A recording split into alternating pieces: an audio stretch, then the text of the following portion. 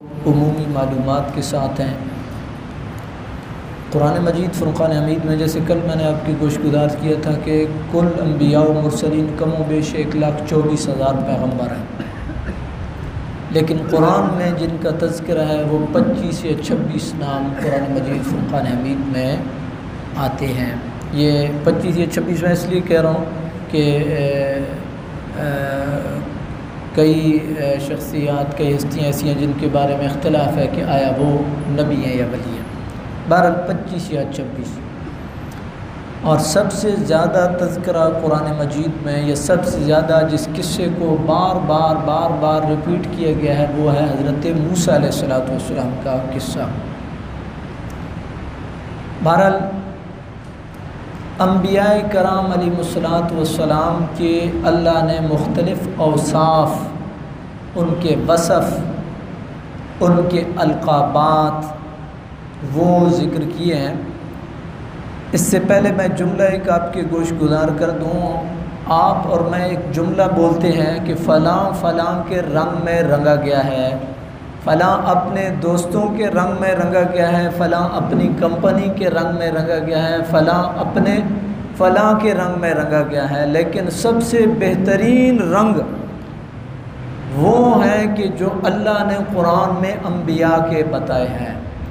مثلا انبیاء کا بہترین رنگ، بہترین وصف، بہترین کوالٹی، بہترین لقب وہ کیا ہے؟ عبودیت اور عبادت ہے۔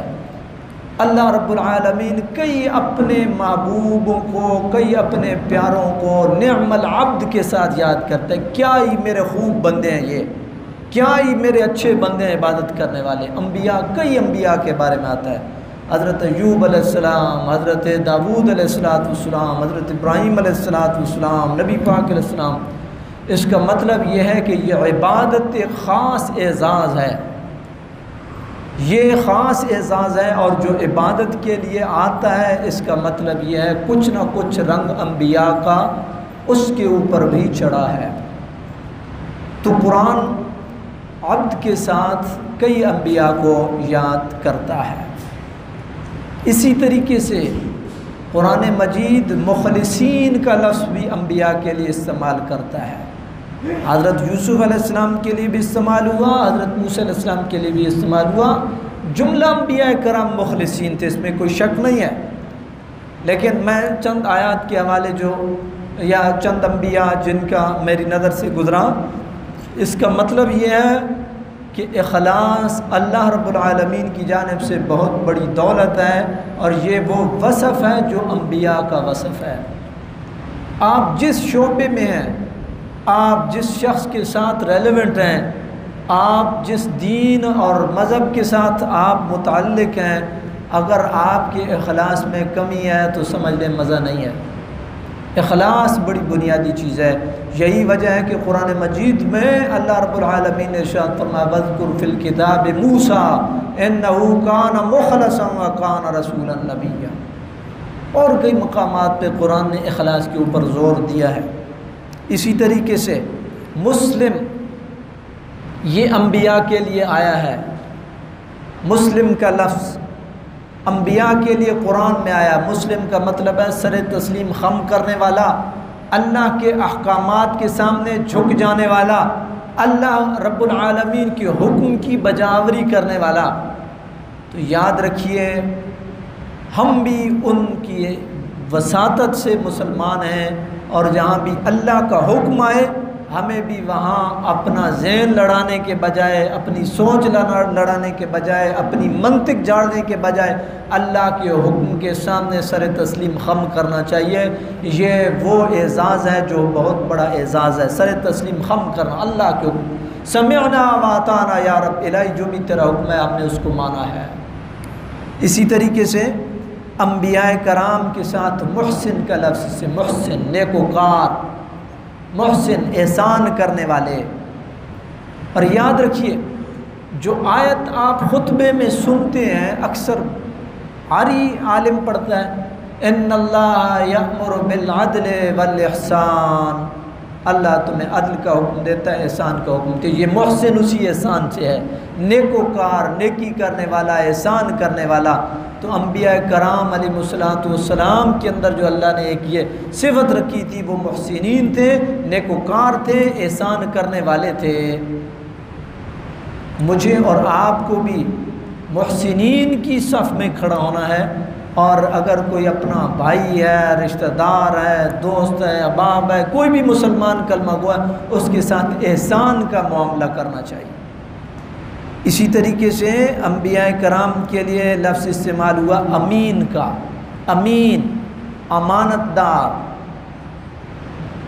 یہ وہ صفت ہے یا یہ وہ رنگ ہے جس کی ہمیں اشد ضرورت ہے۔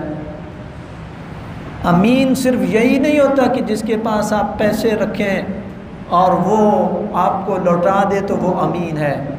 امین تو وہ بھی ہے جس سے آپ اپنے دل کی بات کریں تو وہ ادھر دل کے اندر اس کو پی جائے اور آپ کو مخلص مشورہ دے، وہ بھی امین ہے۔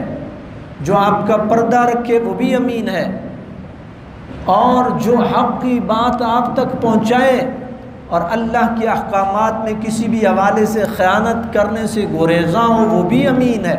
امین کا ایک بہت وسیع مفہوم ہے۔ تو انبیاء کرام کو امین کے ساتھ بھی قرآن یاد کرتا ہے۔ اسی طریقے سے حلیم، حلم والے، بردبار، تحمل مزاج، بات کو پی جانے والے، اور اس کی زندہ مثال حضرت ابراہیم خلیل اللہ علیہ السلام کی زندگی میں آپ کو ملے گی، نبی پاک علیہ السلام کی زندگی میں آپ کو ملے گی۔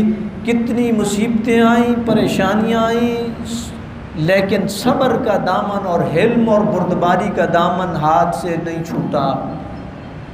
یہ انبیاء کی صفت ہے۔ اسی طریقے سے اواب، اس کا پہلے بھی درس میں ذکر ہو چکا۔ اواب کہتے ہیں رجوع کرنے والا، اللہ کی ذات کی طرف رجوع کرنے والا، اللہ کی ذات سے لو لگانے والا، اواب۔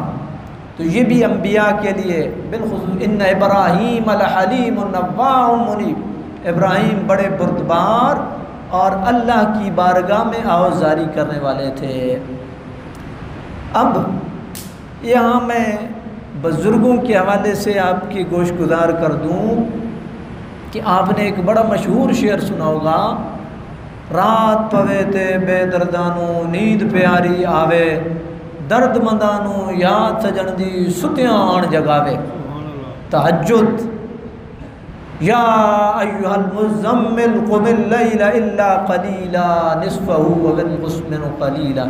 یہ بزرگوں نے ایسے تو نہیں عوام میں باتیں کی ہیں۔ تو اواب، اللہ کی بارگاہ میں رجوع لانے والا، آوازاری کرنے والا اللہ کی بارگاہ میں، یہ انبیاء کا وصف قرآن مجید نے بیان کیا ہے۔ اسی طریقے سے قانت، قانتین، فرمانبردار، یہ بھی انبیاء کے لیے استعمال ہوا ہے۔ برادران اسلام، یہ چند ایک میں نے آپ کے سامنے اوصاف انبیاء کے رکھے جن کے ساتھ قرآن انبیاء کو یاد کرتا ہے۔ اس کا مطلب یہ ہے کہ یہ وہ رنگ ہیں جن رنگوں کی کچھ نہ کچھ رنگت ہمارے اوپر نظر آنی چاہیے۔ قرآن نے اگر ان رنگوں کو ذکر کیا ہے، ان اوصاف کو ذکر کیا ہے، تو ہمارے لیے کیا ہے۔ تو اللہ رب العالمین کی بارگاہ میں یہ دعا کریں، اللہ تعالیٰ کی ذات ان عظیم ہستیوں کے اوصاف حمیدہ کی کچھ نہ کچھ جھلک ہمارے اندر بھی پیدا فرمائے، اور اللہ تعالیٰ کی ذات ہمیشہ اپنی یاد کے اندر اور ذکر اور فکر کے اندر رکھے۔ آمین یا رب العالمین۔